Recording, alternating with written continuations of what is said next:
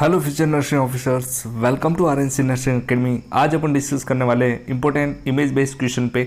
तो दिल्ली एम्स के जो favourite image based question and जो वीडियो बेस्ड क्वेश्चन होते हैं उनके बारे में अपन डिस्कस करेंगे। इस वीडियो में अपन जो काफ़ी इंपॉर्टेंट इमेज बेस्ड क्वेश्चन होते हैं उनके बारे में डिस्कस करेंगे। तो चलिए शुरू करते हैं।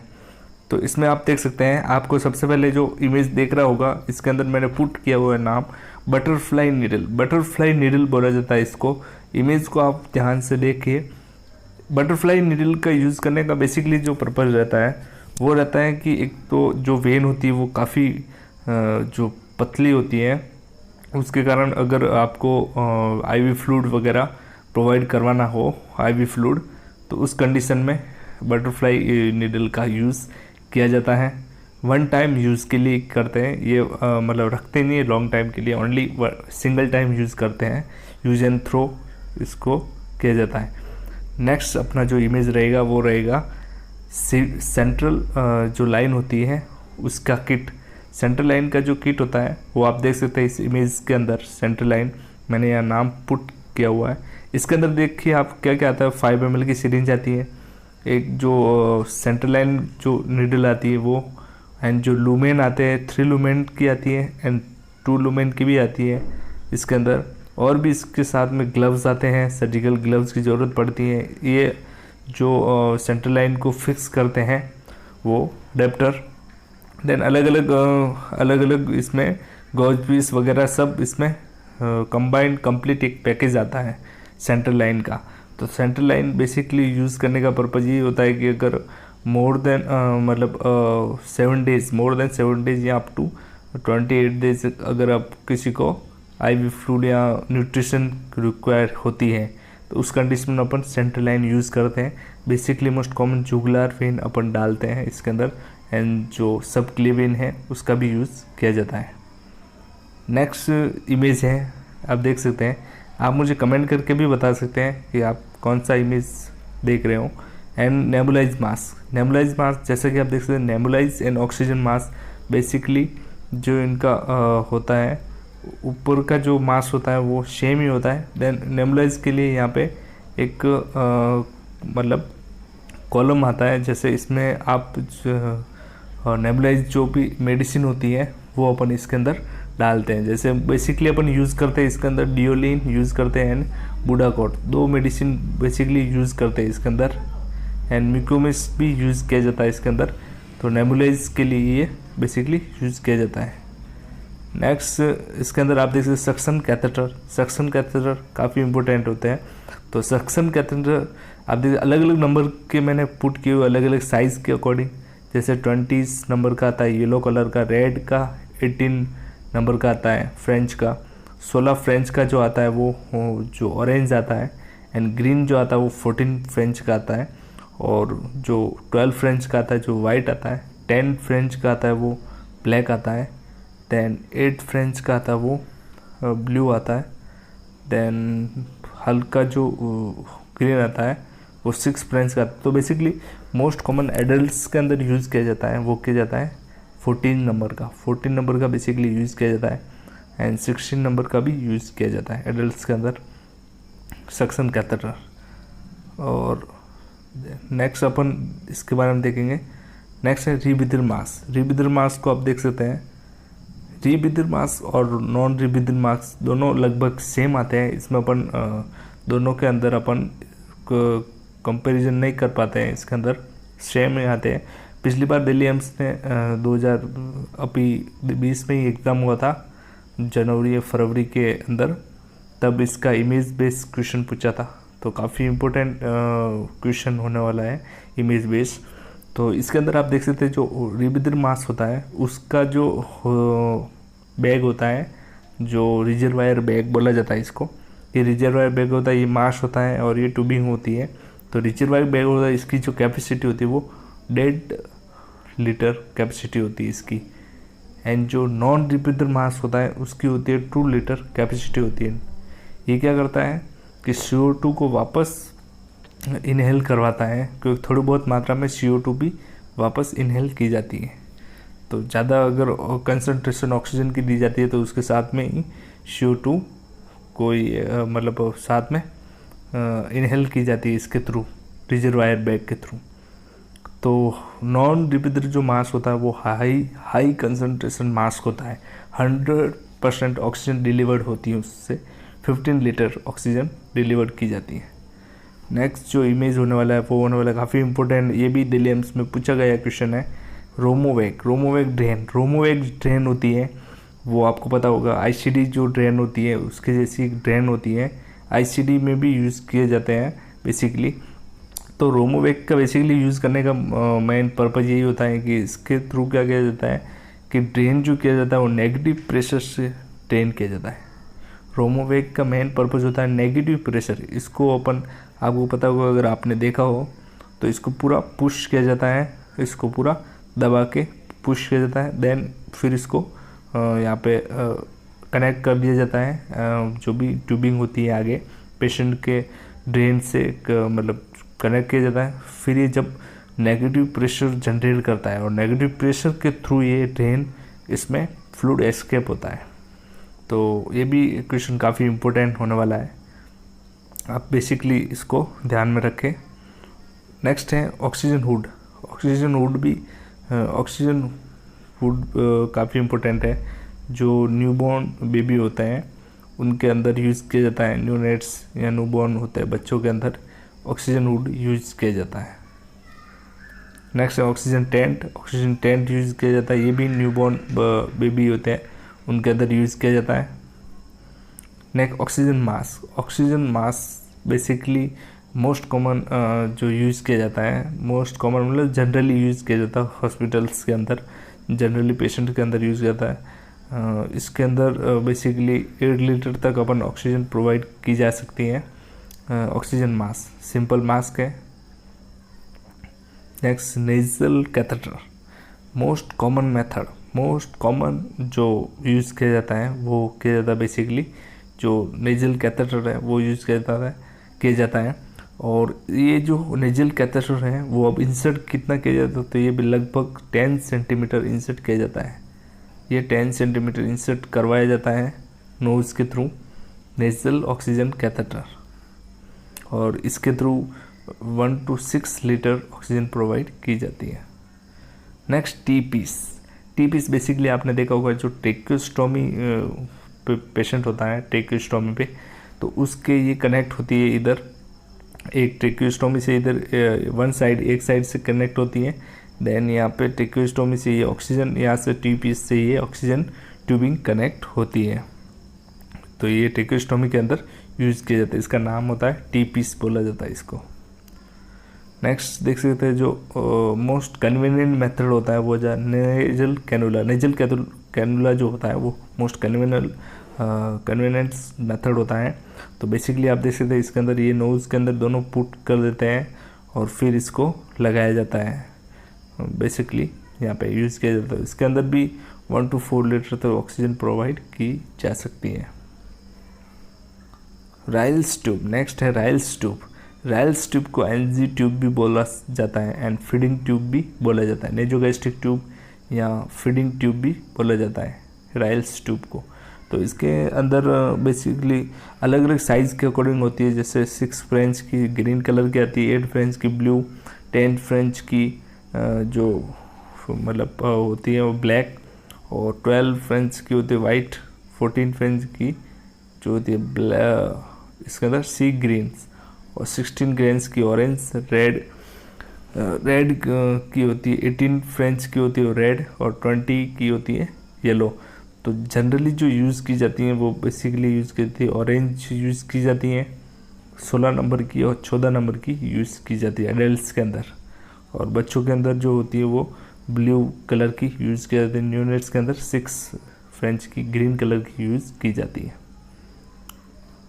इसका बेसिकली आपको पता होगा, इसको इंसर्ट करने का जो बेसिकली रहता है नोज़ के थ्रू इंसर्ट करते हैं इसको, और इसका जो मेजरमेंट होता है वो नोज़ से ईयर लोब और ईयर लोब से जिफॉइड प्रोसेस, तो जिफॉइड प्रोसेस तक इसका बेसिकली होता है। नेक्स्ट मेथड के थ्रू इंसर्ट की जाती है, nose to ear lobe to xiphoid process.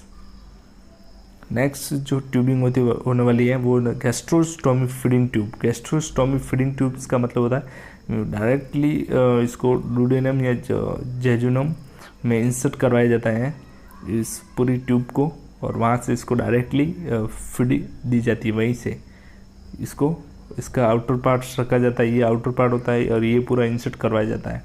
तो बेसिकली इसको वहीं से डायरेक्ट इसको फीडिंग दी जाती है। नेक्स्ट ये है ऑटोस्कोप। तो ऑटोस्कोप को आप देख सकते हैं, इसको ध्यान से देखिए आप इसको ध्यान से, क्योंकि आगे जाके आप कन्फ्यूजन होगा इसके अंदर, क्योंकि ऑटोस्कोप और एक होता है ऑप्थेल्मोस्कोप। तो ऑप्थेल्मोस्कोप का भी मैं आपको बताने वाला हूँ, जिसमें आपको बहुत बड़ा कन्फ्यूजन होने वाला है। तो ये होता है ऑटोस्कोप, और ये नेक्स्ट ये होता है ऑप्थेल्मोस्कोप। तो बेसिकली दोनों सेम ही होते हैं, थोड़ा बहुत डिफरेंट होता है इसके अंदर। तो ये ऑप्थेल्मोस्कोप होता है। तो ऑप्थेल्मोस्कोप जो होता है वो आई का एग्जामिनेशन करने का काम होता है। ऑटोस्कोप जो होता है वो ईयर का एग्जामिनेशन का करने में काम आता है। ये होता है स्टेथोस्कोप। ये तो आप सबको पता होगा स्टेथोस्कोप, जिसके पार्ट्स भी आपको पता होगा। ये बेल बोला जाता है, इसको डायफ्राम बोला जाता है, ये ट्यूबिंग होती है, और यहाँ पे एक लॉक होता है, बाइंड्रोल बोला जाता है, ये ईयर पीस होते हैं। तो ये पूरा स्टेथोस्कोप होता है। Next microscope. माइक्रोस्कोप भी आपने बहुत बार देखा होगा, लेबोरेटरी में होता है बेसिकली ये। तो ये माइक्रोस्कोप मीन्स, माइक्रो का मीन्स क्या होता है, मतलब छोटा। तो काफ़ी छोटे जो ऑर्गेनिज्म होते हैं उनको देखने के लिए माइक्रोस्कोप का काम लिया जाता है। नेक्स्ट आप देखिए सक्शन सेट। सक्शन सेट पूरा सेट आता है सक्शन का, जिसमें आप जो वॉल सक्शन होती है उससे ये कनेक्ट होता है, और फिर पेशेंट के सक्शन किया जाता है। इसके आगे फिर सक्शन कैथेटर लगाया जाता है। नेक्स्ट यूरोमीटर। यूरोबैग मीटर होता है ये यूरोमीटर। तो ये बेसिकली आईसीयू के अंदर पेशेंट जो होता है उनके अंदर यूज़ किया जाता है, क्योंकि यूरिन का हावरली मेजरमेंट करना पड़ता है, तो उसमें यूज़ किया जाता है। इसकी कैपेसिटी लगभग 1200 से 1500 ml की जो कैपेसिटी होती है, किसी में 2000 ml भी कैपेसिटी होती है इसके अंदर।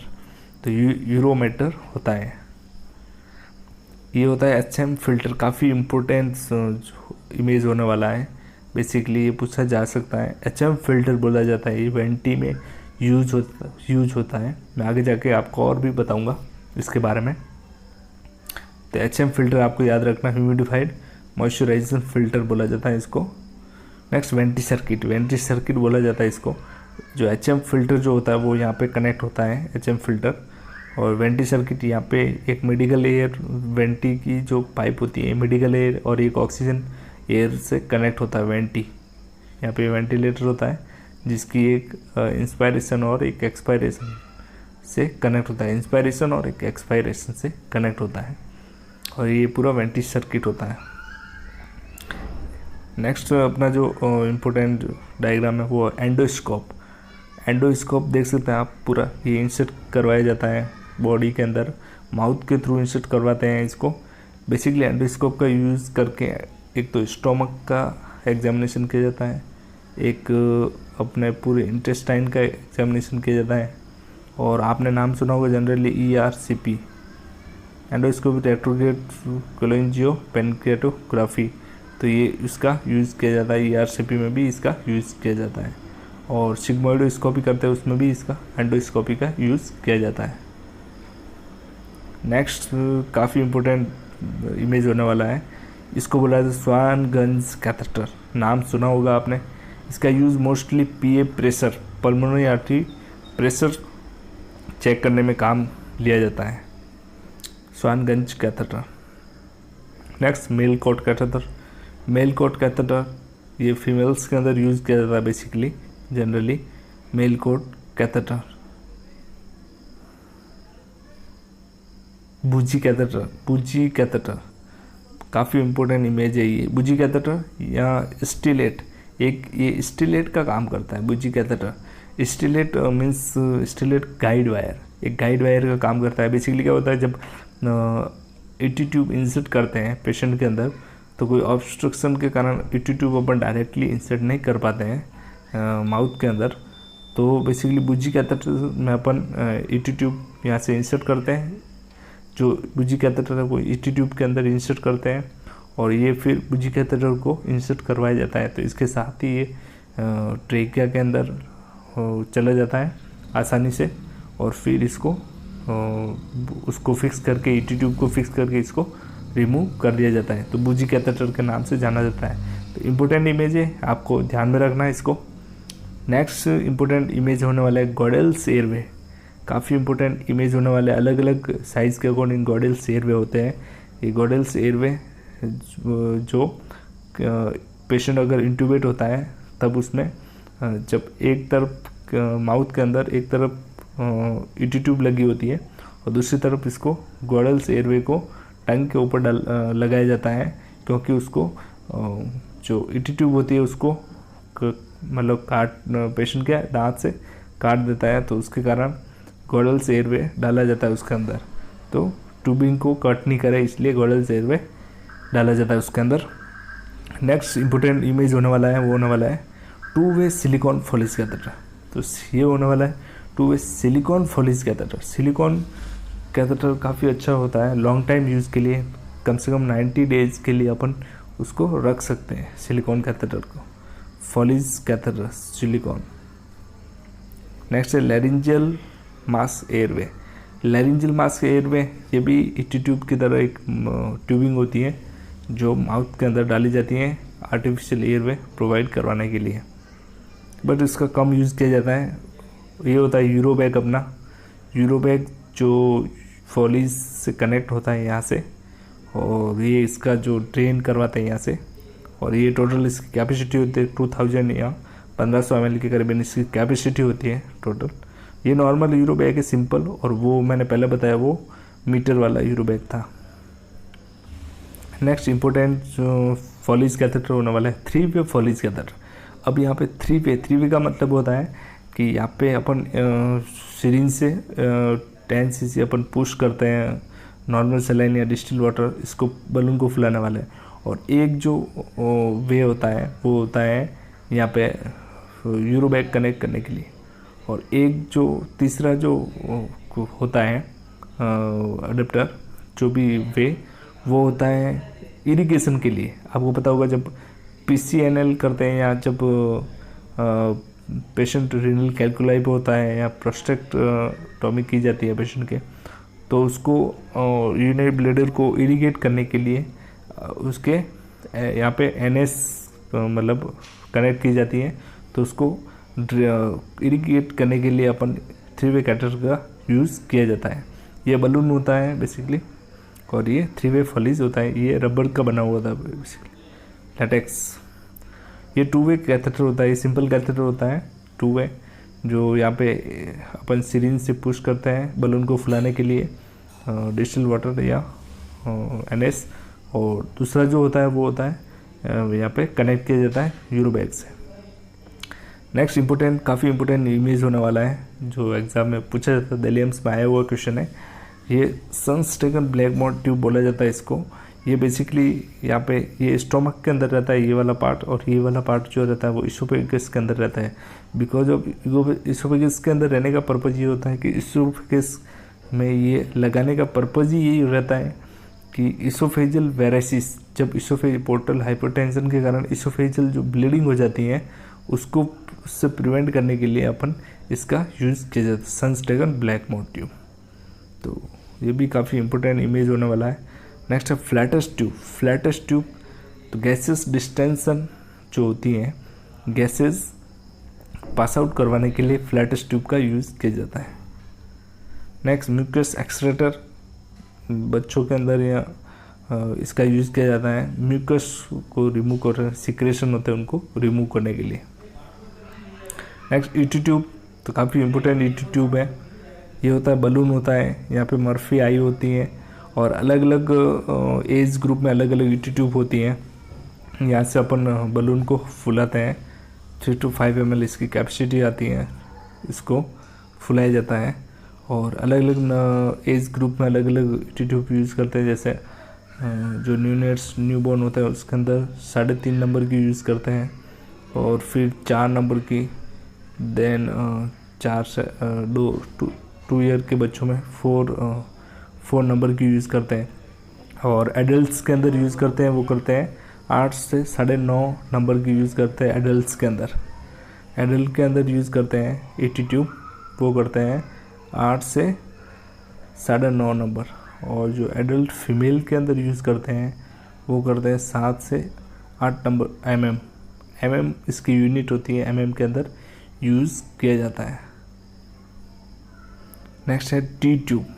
तो टी ट्यूब तो आपने बहुत बार नाम सुना होगा, जो कोलीलिथियासिस के अंदर लगाई जाती हैं टी ट्यूब को। ये बाइल के ड्रेन के लिए लगाई जाती हैं टी ट्यूब बेसिकली। तो पूछा जाता है कॉमन कि टी ट्यूब किस में यूज़ की जाती है, तो कोलिसिस्टेक्टोमी या कोलीलिथियासिस के अंदर यूज़ की जाती हैं। नेक्स्ट है कैथ माउंट, काफ़ी इंपॉर्टेंट है। तो कैथ माउंट का भी यूज़ किया जाता है बेसिकली, वेंटी के अंदर यूज़ किया जाता है इसका। वेंटी मैंने बताया था आपको, वेंटी सर्किट उसके जो होता है उसके फर्स्ट ऑफ इसका यूज़ किया जाता है, इससे कनेक्ट किया जाता है वेंटी सर्किट को, कैथ माउंट बोला जाता है इसको। बेन सर्किट काफ़ी इम्पोर्टेंट है। बेन सर्किट यहाँ पे वॉल्व लगा हुआ होता है, ये पूरा ब्लैडर होता है, और ये एक यहाँ पे ये पेशेंट से कनेक्ट किया जाता है, और एक ये पार्ट ऑक्सीजन से कनेक्ट किया जाता है। ये ऑक्सीजन से कनेक्ट किया जाता है और ये पेशेंट्स के ईटी ट्यूब लगी होती है उससे कनेक्ट किया जाता है। ये पेशेंट को अगर मूवेबल, कहीं भी मूवेबल करवाना है, पेशेंट को एक वार्ड से दूसरे वार्ड में शिफ्ट करना है, उस कंडीशन में इसका यूज़ करता है बेन सर्किट का। नेक्स्ट है ट्रेकियोस्टोमी ट्यूब, काफ़ी इम्पोर्टेंट डायग्राम है।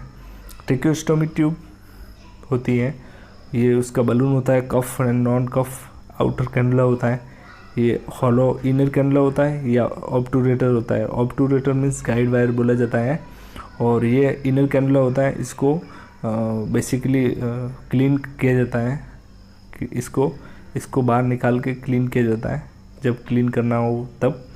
और ये इन्फ्लेटेड जो होता है कफ होता है, यहाँ से इन्फ्लेट करवाया जाता है, ये आउटर कैनुला होता है, इसको रिमूव नहीं किया जाता है, फिक्स रहता है ट्रेकियोस्टोमी। और ये स्ट्रैप होते हैं जो पूरे नेक के अराउंड लगाया जाता है, ये पूरी ट्यूब होती है ट्रेकियोस्टोमी। और ये टोटल कैनुला होते हैं जिसमें आप देख सकते हैं 40 ऑरेंज का जो होता है वो 14 गेज का आता है, 16 गेज का ग्रे का आता है, 17 गेज का पूछा गया है, वाइट का आता है, 18 गेज का भी पूछा गया है। कैनुला एम्स के अंदर बेसिकली पूछे जाते हैं, एम्स के अंदर 3-4 क्वेश्चन आए हुए हैं 2020 के अंदर एम्स दिल्ली। तो ग्रीन कलर का यूज़ किया जाता है, जिसमें ब्लड वगैरह अगर पेशेंट को दिया जाता है तब यूज़ करता है। 20 गॉज का आता है, वो पिंक कलर का आता है, जो आईवी फ्लूइड के लिए यूज़ किया जाता है। 22 का use blue colour normal IV fluid के लिए। बच्चों के अंदर यूज़ किया जाता है येलो, जो 24 का आता है, और पर्पल का 26 नंबर का आता है। तो ये है कैनुला। और एक मैं आपको बताने वाला हूँ, यहाँ पे अगर आपको सक्शन कैथेटर पूछा जाए कैसे यूज़ करना है, तो इसमें एक फार्मूला होता है। सक्शन कैथेटर अलग अलग, जैसे आपकी ईटी ट्यूब या ट्रेकियोस्टोमी की जो ट्यूब है उसकी साइज़ यहाँ पे आपको लिखनी है। साइज़ उसको मल्टीप्लाई करना है, 2 से मल्टीप्लाई करना है। जैसे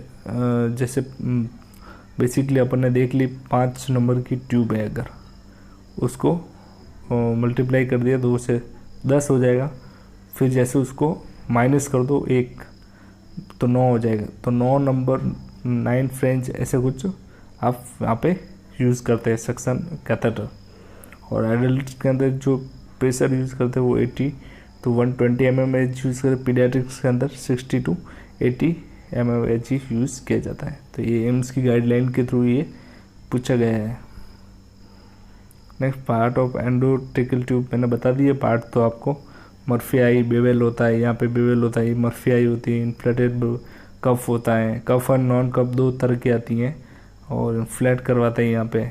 और ये पूरी ईटी ट्यूब होती है। और ये है अपना वाटर सेल ड्रेनेज होता है, एक में वाटर भरा होता है, एक में सक्शन के लिए होता है, दूसरे में ड्रेन के लिए होता है। टोटल 3 कॉलम होते हैं इसके अंदर। तो ये टोटल इसके अंदर भी बहुत सारे क्वेश्चन बनते हैं, तो काफ़ी इम्पोर्टेंट ड्रेन है ये भी। ये है वेंचुरी मास्क। वेंचुरी मास्क काफ़ी इम्पोर्टेंट पूछा गया क्वेश्चन है, एम्स के अंदर 1-2 क्वेश्चन बनते ही हैं इसमें से। तो इसके अंदर क्या जाता है, वेंचुरी नॉर्मल मास्क होता है, बट इसके अंदर जो यूज़ किए जाते हैं वेंचुरी जो भी तो उनको अलग अलग कलर अकॉर्डिंग मतलब नंबर दिए हुए हैं। जैसे ब्लू कलर का होता है वो 2 लीटर्स का होता है और 24 कंसंट्रेशन होती है, और येलो कलर का होता है वो 8 लीटर का होता है, 35 कंसंट्रेशन होती है, और जो ऑरेंज का होता है वो 6 लीटर होती है और 31 इसकी कैपेसिटी होती है, और 28 इसकी कैपेसिटी होती है, 4 लीटर का होता है वाइट, और रेड जो होता है वो 10 लीटर कैपेसिटी होती है और 40 नंबर का होता है, और एक ये ग्रीन 60% होती है कंसंट्रेशन, और 15 लीटर इसकी हाईएस्ट कंसंट्रेशन होती है। तो वेंचुरी मास काफ़ी अच्छा मास होता है वेंचुरी मास। ठीक है फ्रेंड्स, तो ये तो था इमेज बेस्ड, काफ़ी इंपॉर्टेंट क्वेश्चन थे। और भी सेकंड पार्ट में मैं अच्छे और भी इमेज लाने वाला हूँ, तो वीडियो को लाइक करें, शेयर करें और सब्सक्राइब करना ना भूलें, ताकि और भी अच्छे वीडियो के नोटिफिकेशन आपको सबसे पहले आपको मिले। और लेटेस्ट गवर्नमेंट जॉब के लिए भी चैनल को सब्सक्राइब करना ना भूलें, ताकि सबसे पहले नोटिफिकेशन आपके पास मिले। Thank you friends.